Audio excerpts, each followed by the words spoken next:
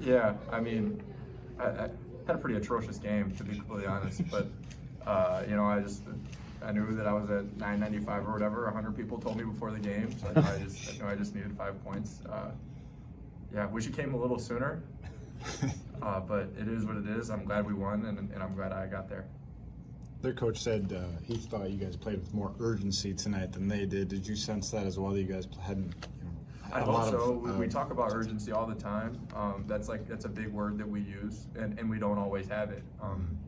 To be quite honest, so that's a word we use all the time, and I think so. It's good. I'm glad he said that.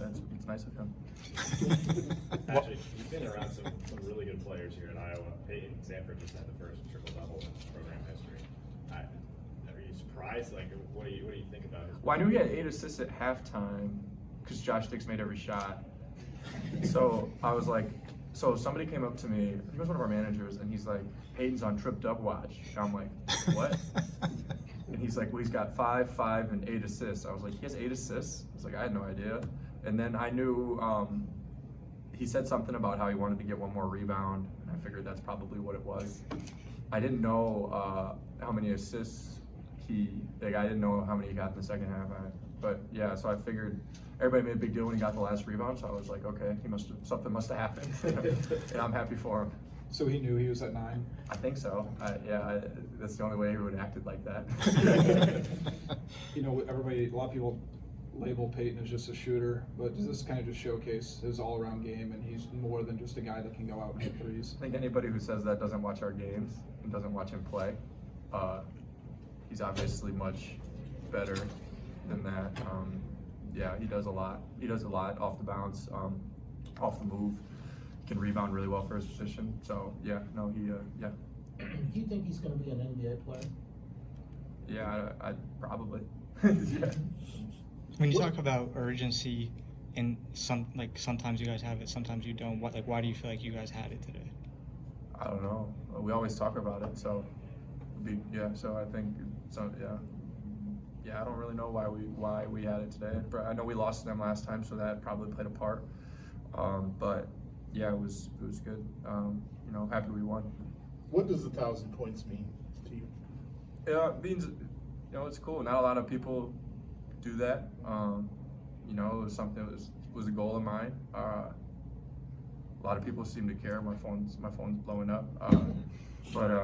Yeah, it shows I had a long, successful career. I've been a pretty good player on really good teams, and I'm grateful for the opportunity to play here, and I'm glad I was able to do something with it.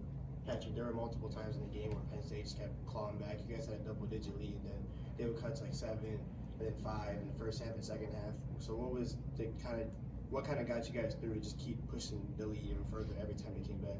Yeah, I think in certain parts of the game we strung some stops together, and that was good. Like when we needed to get some stops, we got some stops. I wish we could put a team away. It's kind of been our bugaboo all year, something we haven't been great at. So I wish we could, be a little bit better at that. But hey, we kept them at bay. I don't think it ever got too close. I think the closest it ever got was like 6 or 7. So, good. Did you feel like this was a good game for you guys tonight? I mean, I know you got the win, but yeah. You've been playing so well lately? Do you feel like you continued that as a team? Yeah, we won, right? So yes, in a way, but I think there's so many things that we need to correct. I mean, I made 100 mistakes, and I think other guys made several mistakes, and I think we scored 90 points, but I think our offense was we had 22 assists on 25 made field goals, but we had some goofy turnovers, missed some free throws, just kind of uncharacteristic things for us, and that's what Penn State does, because they press and they get after you, so they're responsible for a lot of that. But I think we could. Yeah, there's still a lot of stuff you have to clean up. It's never going to be perfect. You're never going to play a game that's perfect. The best games we've ever played, we've made.